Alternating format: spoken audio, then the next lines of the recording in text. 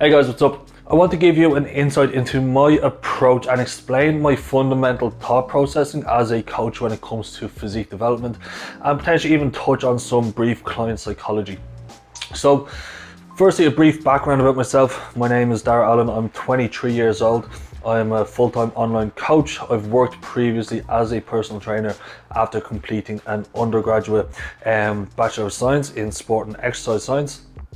And I've competed about 4 years ago as a junior and placed fourth at nationals, and I was about 5 weeks out from show day last year when shows got cancelled due to COVID. So I'm due to compete now again in March. So that's kind of like a brief background about myself, and hopefully this can kind of give you a bit of an insight into how I come to this thought process.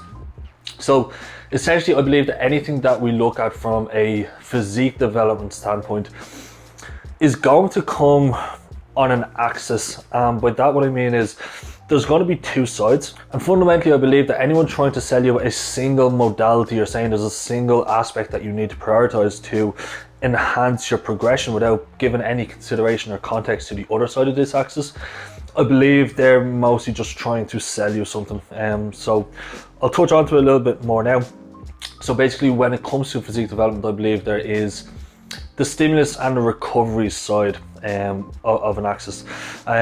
So in like descending order of importance, I think from a stimulus standpoint, the first thing that we need to look at is effort level, because again, if our effort is subpar, we're not going to get any real response. Next to which we probably have execution or a progressive kind of model with regards to your stimulus itself. And then beneath which we have another aspect which can kind of lie both sides of the axis. I'm going to touch on that afterwards. Then if we look at the far side, we have a recovery aspect, which is going to be basically our physiology from a genetic level, and if you're enhanced. Then we have, let's say, our sleep and nutrition. And then what I believe falls both sides of this axis is the programming itself. So with programming from a training standpoint, we see many different dogma and fundamental thinking deployed from a lot of different sources. Basically, people, coaches and trainers themselves will have their own biases as to what they feel works best. So as I said, the most important thing we need to look at is the effort level, and then the programming should really be relevant or relative to that person from a stimulus and a recovery standpoint. Like, we will have anecdotes of people responding very, very well from a multitude of different styles of training. We have our high volume, our low volume, we have our high frequency, low frequency, we have training to failure, we've reps in reserve, all these different modalities, and at the end of the day, they all work. We will see people progressing well from any different type of training modality, style or background. So as I said, the programming itself has to be relative to that person from a stimulus and a recovery aspect, and I believe our job as a coach isn't to find a single style that's going to work for everyone. I think, as I said, it needs to be relative to that person. But as I said, this is something we can go on a complete tangent on. We could do separate videos on each and every different style of training, and they could all be pretty long. So there's no point boring you on that one.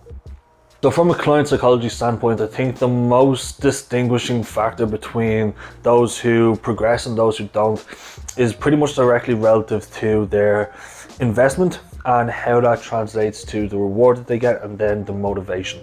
And this works in a cyclical pattern. I'm going to put a diagram up here and explain this, because essentially, if we look at the amount that someone will invest, that's going to be a direct indicator of how much they're going to receive as a reward from this, and then that's going to determine their motivation and whether or not that motivation is high enough for them to continue to invest. Because again, we have to appreciate this is going to be a pretty long time frame when it comes to physique progression.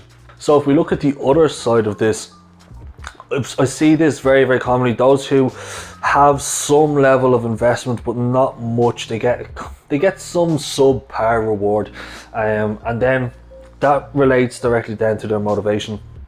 And as I said, if that reward isn't significant enough for them to have that spike in motivation and allow them to invest again, let's say in this subsequent cycle, that's when they typically fall off, or their adherence drops, and they're much less likely to stay on track with this long time frame goal. So as I said, I think this is the most distinguishing factor, and essentially those who are 1 foot in, 1 foot out will not progress at a rate quick enough for them to continue to progress. Now obviously there are going to be inter-individualities. There are people who are content and genuinely happy with this slower rate of progression and to just continue to kind of work towards their goals. So if that's you, then yeah, by all means, that's brilliant. But I find for most people, just going in and committing to a process more entirely will almost always result in a more favourable outcome. So anyway, that's just a brief bit about myself, how I kind of formulate my thought processing. And as I said, these are tangents we could go on very long videos and discussions with in separate entities. But for now, that's it. If you have any other questions or anything you'd like to see me cover, shoot me a message. Otherwise, thanks for watching. Peace out.